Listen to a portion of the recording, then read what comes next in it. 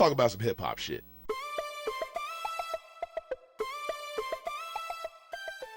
What's going on, everybody? It's your boy Rico, the acronym, and this is Rico's Rants back again. Today, I want to talk about some rap shit. Now, I've been a lover of hip hop and rap since I can remember. Shit, I don't know, Crisscross or something. You know what I'm saying? Throughout the entirety of hip hop history, there's always been like this debate over like lyrics and realness and like whether it's positive or negative for the community and all this other stuff. And, you know, first of all, we have to remember that hip hop is the culture. Rap is a part of the culture. It is a part of the pillars of hip hop, that is DJing, b-boying, emceeing, knowledge, and graffiti. So, again, rap is a part of hip hop. Hip hop is the culture. Now, of course, once we break down rap, we got to break down the different types of rap. Oof, man, you know what? Fuck this. This hat. I got too much hair. It's too thick. Once you break down rap, you got different types of rap. You got acid rap. You got gangster rap. You got drill rap. You got, and actually the crazy part is drill actually falls up under gangster rap, so it's actually like a sub-genre. You got backpack rap. You got conscious rap. You got revolutionary rap. You got all types of raps. Now, of course, in saying that, New Orleans rapper D1 had a lot to say about a couple of artists and how they get down in the realness of their lyrics. Let's check it out real quick. Jones, you could do better, brother. I love you too much. I love you too much to not be honest with you. Rick Ross, you could do better, brother. Meek Mill, you could do better, brother. I love you too much not to be honest with you. Are you the face of prison reform? Cause are you the face of prison reform? Or are you sitting here on your new song with Ross talking about getting somebody murked and shot at the red light? Which one is it, bro? Which one is it, bro? Because I did a shoe giveaway in my city and gave out 1,300 pairs of your shoes because they said reform underneath them. And I love that you partnered with a major shoe company and you out here pushing prison reform. But now I got to sit here like, man, this man glorifying getting people killed as of a week ago. Like, what are you doing, bro? When my best friend got killed, when Carl got killed, New Orleans know who I'm talking about. When Carl got killed, and I had to go to his funeral and read the eulogy and be part of the funeral. And I got back in my car, Sway, after the funeral, and I turned on my music, and I realized I'm listening to music that's glorifying the same stuff that just happened to my best friend. It gave me chills, and I needed that moment. That was my come to Jesus moment of like, D, you got to do something different, brother, because you have a taste for this poison, but you're attracted to the poison. And rap is great. The rap game, hip-hop industry is great at cooking up some delicious poison. I don't call you out because I got a problem with you, man. Like, I wish we could go get lunch right now, me and any of them. I love you too much to not be honest with you. There you go. That's what it is, bro. Yep. And so if anybody feel bad about being called out, it's like, let's talk. Let's talk. Let's talk about it and let's just figure out what we can do better. But Now, of course, you know it's hip-hop, so nothing can get said in hip-hop without there being a rebuttal, and Jim Jones definitely has something to say. Check this out. He had the chance. He could have reached out. That avenue of talking to me is out. That's out. You heard? Yeah. I would have loved to have a conversation with that young man to enlighten him on certain things when he was mentioning my name. I had the same conversation with Farrakhan. Would you be open to a conversation? No. Prior. I'm talking about like if an artist wanted to talk to you. 100%. Yeah. They got in touch with me, somebody to call me like, yo, got this kid want to have a conversation with you, he think it's very important and shit like that. And yeah, we have a conversation. And afterwards you have a conversation, you can tell people about the conversation we had and where it went. You heard? But I don't think he went about it the right way, especially not talking about like people like Rick Ross and Meek Mills and the platforms that they have that they've been helping people with. Like, how could you ever talk bad about people that's doing these type of things? If you want to have a conversation with them, have a conversation with them. You talking about Rick Ross. Rick Ross has helped so many people and put so many people on how to become a businessman, how to become a business owner. Like, I watch him share that wealth. I watch him share that game. Like, I admire the way he hustles. I see where he goes. That boy don't let no money slide. Like, these are people you should look at and you could see by the example that we've been setting. Okay, yeah, our music is rough. Yeah, okay. We grew up in rough places. So when we talking about these rough places, we talking about things that we went through, so you don't have to go through it. You heard? A simple person could understand that. We're not glorifying what we're talking about. These are things that we really went through, and yeah, it is music. So in a bit of music, you do get Yeah. You do get what you get, you heard? But we still in the entertainment business. And if you listen to any of my music is heavy on the spiritual side from the moment I made an album on my way to church. Yeah. If you know anything about me. And I've been battling with my demons and my sins from the moment I've been born. So how you dare you talk about another person that's really trying to help people out here and help themselves at the same time? And while I'm at it, Rick Ross has something to say too. Jim Jones, you could do better. Rick Raw, you could do better. I gotta see you do better. Wait. Little man, whoever you is, until you feed the kids where you from for 20 years straight. Don't question Rose. Wait until you buy 10,000 bikes, 10,000 trikes. Give all the young girls who pregnant Pampers for Christmas for 20 years straight. Don't question boss. You heard me, little man? Get that basket off your head so you could think clear, little man. Now let's break down what's actually being discussed here and what's going on exactly. You got New Orleans rapper D1 who's basically saying, like, how can you say you are of one thing, but your music does not reflect it? How can you say you are supposed to be, you know, all about positivity, uplifting the community, et cetera, and make music essentially describing the things that, you know, destroy the community in so many words? And this is something I've always wondered. I've always looked at it. Now, of course, back in the day when I would look up to certain, you know, criminal figures, drug dealers, things of that nature, and you would see like what they could do with the amount of money they had and everything, and it was like, wow, that's really crazy. Like, I really wish I could do something like that. But then I had to realize, what was I actually wanting to do? Was I wanting to have money and help people out, or was I wanting to sell drugs? Because it's very easy for a kid to get confused when it comes to stuff like that, because the kid sees the good thing, the kid sees the positivity in all of it. And so a kid, most of the time, and shit, some of these adults barely have the ability to discern what's real and what's fake. And wanting to help out your community through criminality, believe me, I'm not against it. Definitely not against it. I am all for some Robin Hood shit over here. But when you're helping and hurting your community at the exact same time, that becomes a problem. And I think that's what the D1 guy was trying to get at, is like, you're supposed to be about this, but you rap about this, and what are they listening to more? Are they listening to your music more, the whole reason they even know who you are? Or are they seeing what you're doing outside of the studio and paying attention to that more? And let's be honest, the average consumer of music does not know or nor give a damn what that person is doing outside of the studio unless it's something negative. So they're not really paying attention to the positive things that are happening outside of the studio, even though they are happening, because I'm not going to, take that away from anybody that's done any kind of charity, philanthropic work. You know what I'm saying? Like, if you're out there doing it, you're out there doing it. But what are they paying attention to more? Now, personally, I found Rick Ross's and Jim Jones' responses to be extremely, extremely childish.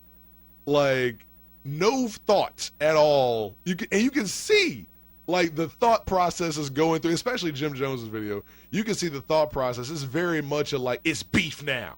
He said my name. I don't like that. I don't want to talk to dude. I would have talked to him before, but nah, fuck all that. You know what I'm saying? And it's like, wow, and y'all wonder why the kids are fucked up. These are their OGs.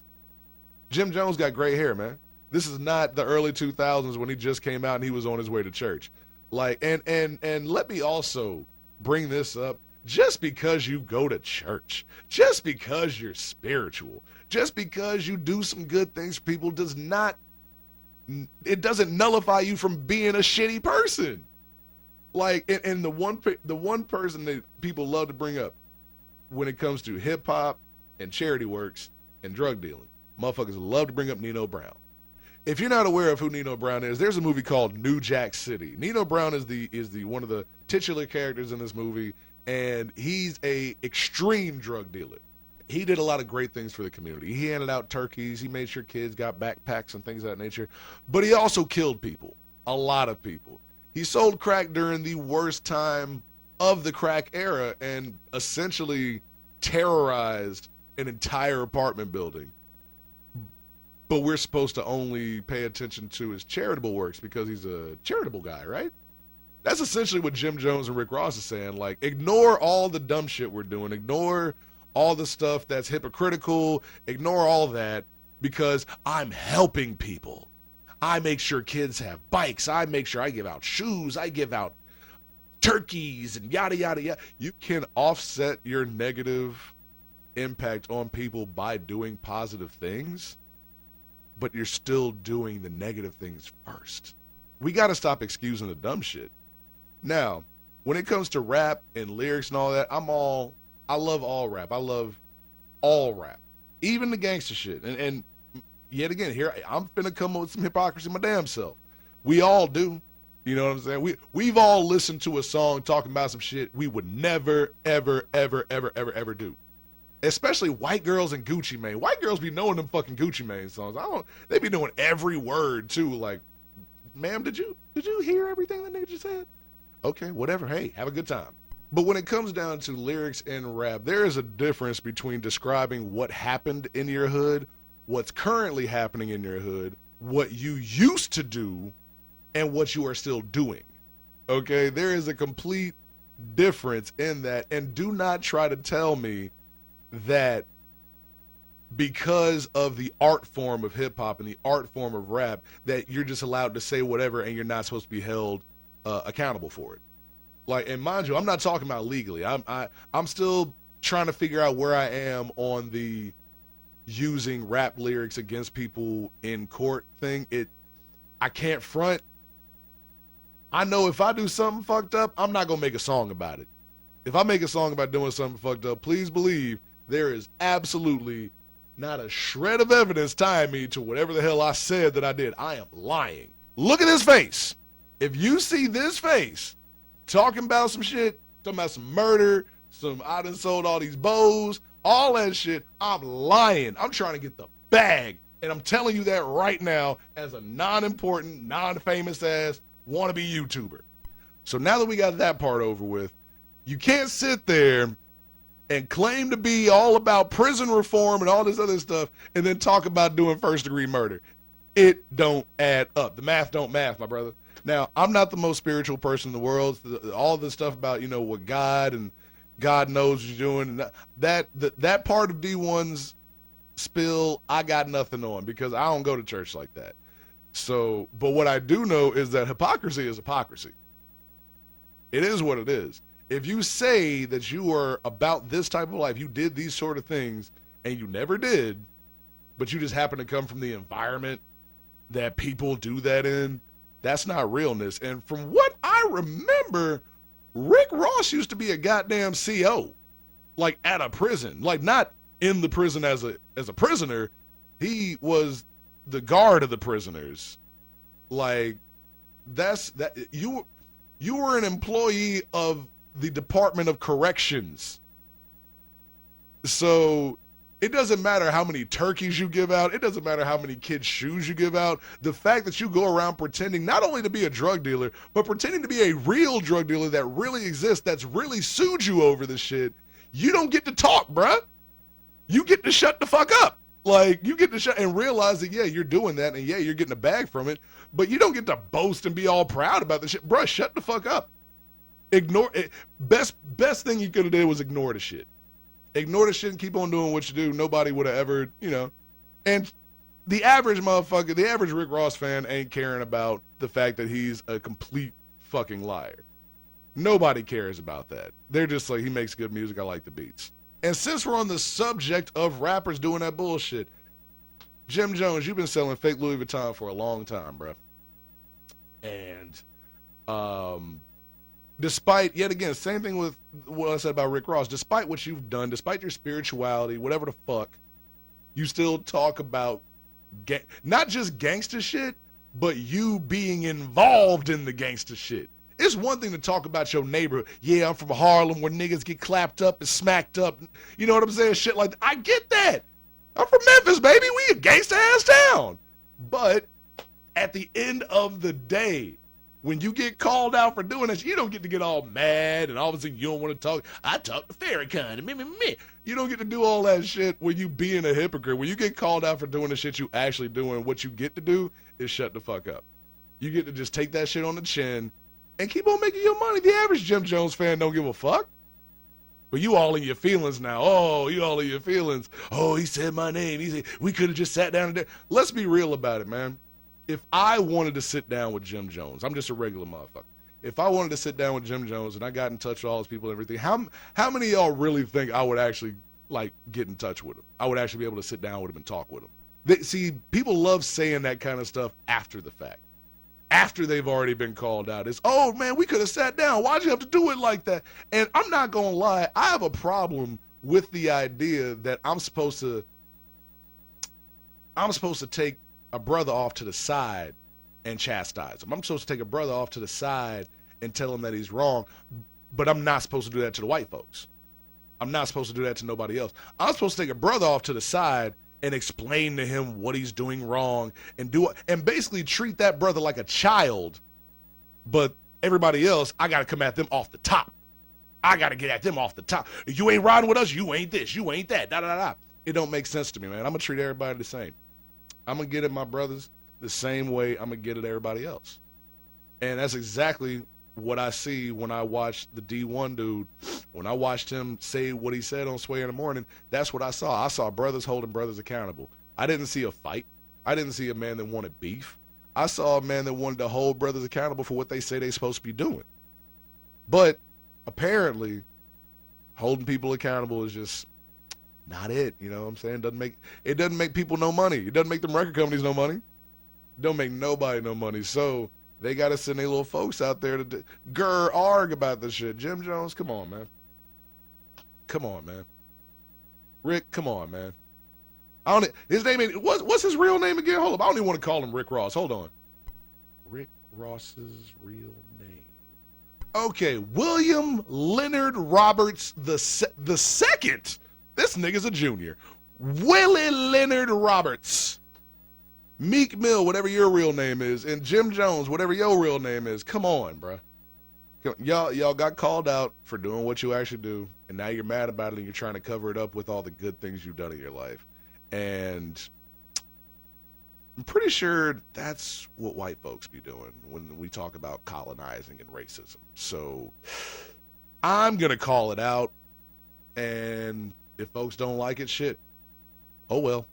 In fact, if you really don't like it, get at me in the comments. Let me know about how you feel about this situation. And of course, like, subscribe, do all that great stuff. I'm trying to get my numbers up, but I need to be more consistent, and that's on me. I'm going to give that to y'all. I'm going to try to get y'all a video every week, maybe even twice a week. We going to see. We going to see. And if y'all want me to talk about something, if y'all want Rico to rant about something, give me something to rant about. Holla at me. Just drop it in the comments. And y'all know what it is, man. It's your boy, Rico. I'm out of here. Peace.